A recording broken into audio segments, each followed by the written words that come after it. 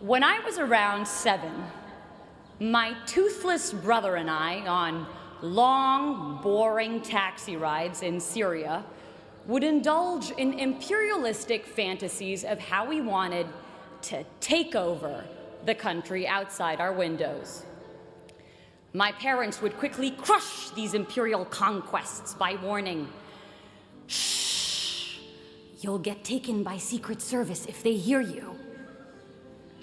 The walls everywhere, we were told, could hear our revolutionary ideas and would send us to prison.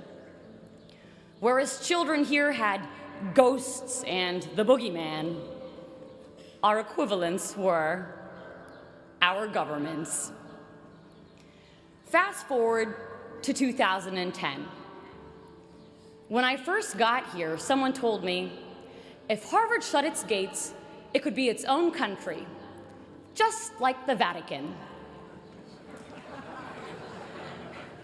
As I've walked through this place every day for the past 4 years, I was struck by how true this idea was.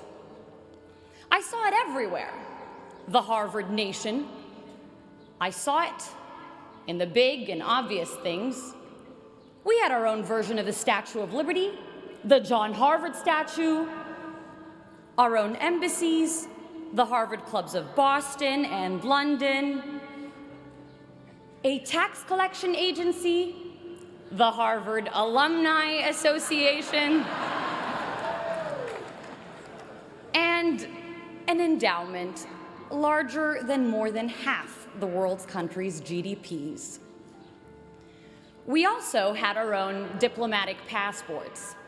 Nowhere did I see this more clearly than at US Immigration at Boston Logan Airport. Whenever they saw I was coming from the Middle East, "What were you doing there? Why are you here? Why did God make you from the Middle East?" But I made sure I dressed like our overly proud Harvard dads, with Harvard hat, Harvard shirt, Harvard shorts, and Harvard underwear. And as soon as they saw I was a citizen of Harvard, "Oh, you go to Harvard? Surely you must not be a national security threat. Welcome to America." And suddenly, all the gates to the American dream opened wide. I saw it everywhere, this Harvard nation, but I saw it not just in the hard structures, but more importantly, in its invisible institutions, the invisible scaffolds around and undergirding the hard institutions. I saw it in the quarreling columns of the Crimson newspaper, its kung fu fights of ideas and lively student debates, with the potency to propel policy changes by the next morning's print.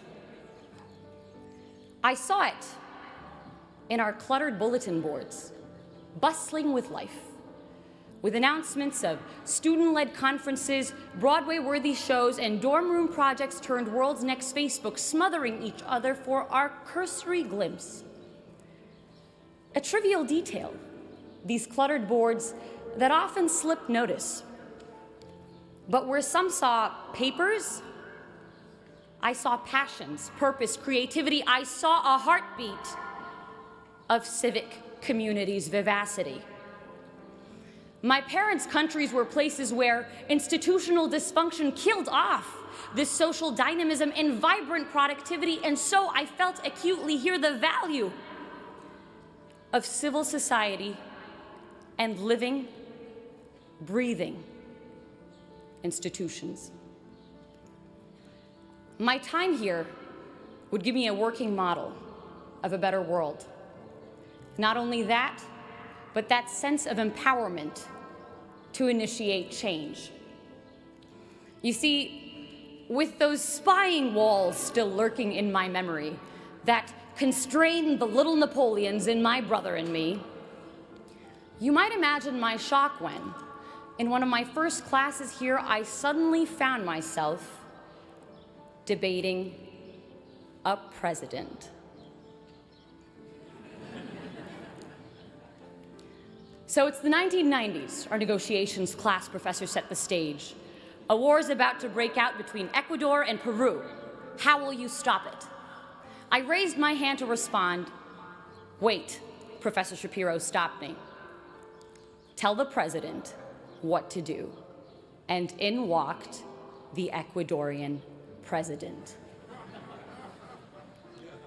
In bringing the president to me, in having me speak to and question a shaper of history and experience the value he saw in my view, Harvard would make me feel I too could be him. I too had the power to shape history and not just be passively shaped by it. That sense of infinite possibility we have as children to think big and conquer great things was returned to me here. A less despotic version of it. But what seemed intractable problems of the world became opportunities for me, for us, to change things. You know, when I first got here, my name was Sarah. After Harvard, it would become, hey, Harvard! With people stuffing 378 years, 5,000 acres of real estate, the entirety of Widener Library, and 32 heads of state all into my 5'6" self. Ridiculous as it is, there's a strange reality to it. Arab-American author Renda Jarrar pictures inhabiting a new place as running barefoot, the skin of our feet collecting sand and seeds and rocks and grass until we had shoes made of everything we'd picked up as we ran. And running through Harvard Yard over the past 4 years, the skin of our feet collecting a world of experiences. We each become this place in a strange way. Each of us picking up bits of people and history and ideas that changed the way we saw the world. Accumulations I hope we will continue to wear on our souls and leave a footprint of all the best we took from Harvard Yard on our new destinations. And that's why I am hopeful for the future. I am hopeful because of my dining hall dinners spent marveling at friends who, while their countries wage bloody war against each other, are able to carry out civil conversation and build generative projects together. I am hopeful because of the founding mothers and founding fathers of revolutionary ideas like these being launched into the world, who will make of its institutions, its constitutions, its hospitals, its art houses, something better.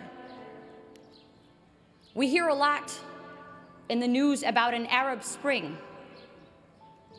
This graduation is sending 6,000 revolutions into the world, and the 6,000 revolutions graduating as part of the class of 2014. If we take those revolutions, those great ideas sparked behind Chipotle burritos and Starbucks coffee cups in our version of Tahrir Square, Harvard Square, out with us into the real world, into the real Tahrir Squares, and make something of them. Revolutions not in arms, but in minds, more powerful and permanent and pervasive. For this isn't a Ukrainian revolution or an Arab Spring, but a global revolution. This is the Harvard Spring of 2014. This is the Harvard Spring.